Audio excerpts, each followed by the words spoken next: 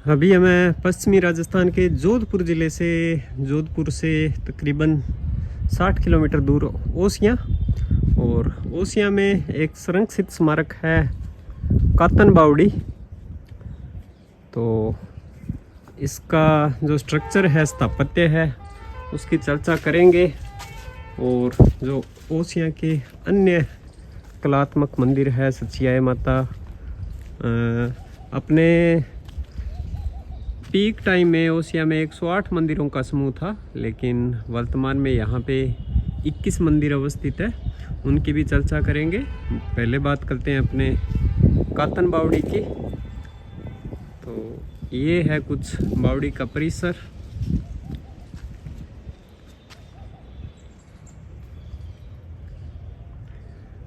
तालाब का सुव्यवस्थित और सुसज्जित रूप कुंडिया बावड़ी कहलाता था। तो बावड़ी की भी चर्चा करेंगे और इसके स्थापत्य की भी बात करेंगे। ये इसका एंट्रेंस है, चारों तरफ इसके बबूल के पेड़ उगे हुए हैं।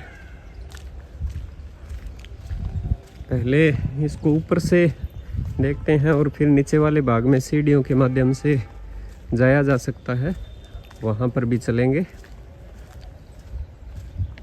तो तालाब होता था, उसका सुव्यवस्थित और सुसज्जित रूप कुंडिया बावड़ी कहलाता था।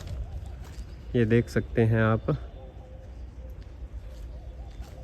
राजस्थान में बावड़ी निर्माण की परंपरा बहुत प्राचीन है।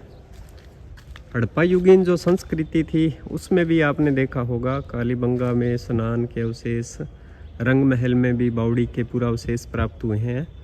तो राजस्थान में ये जल संरक्षण की बहुत प्राचीन परंपरा रह चुकी है।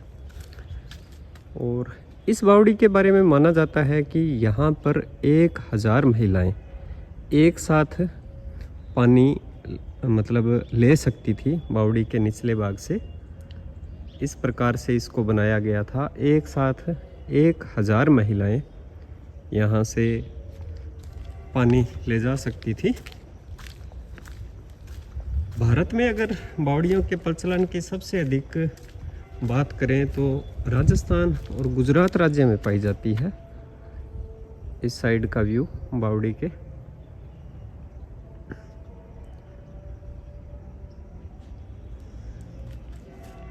और राजस्थान में जो कुछ बावड़ियां हैं वो अपने अद्वितीय स्थापत्य और निर्माण की वजह से पूरे विश्व में प्रसिद्ध है।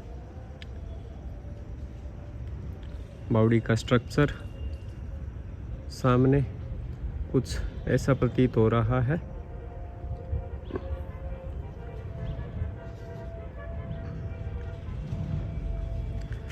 बावड़ियों का जो निर्माण और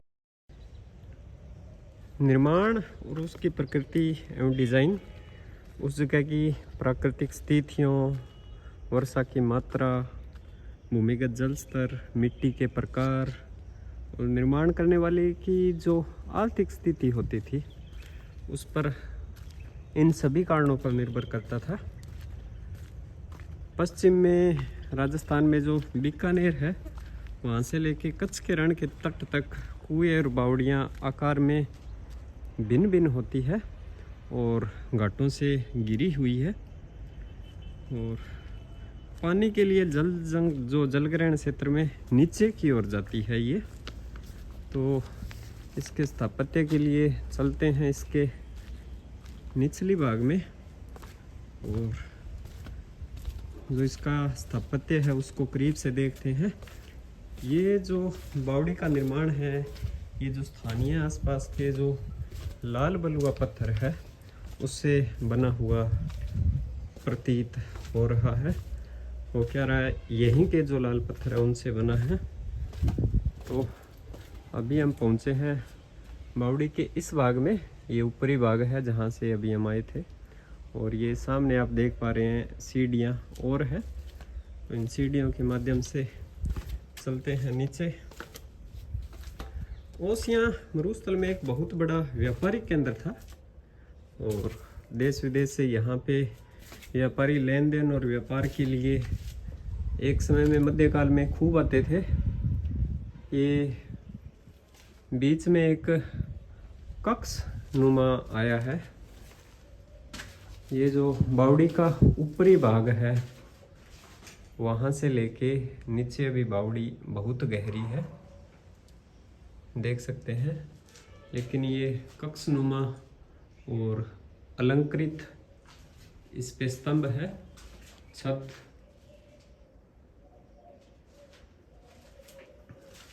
चलते हैं नीचे। और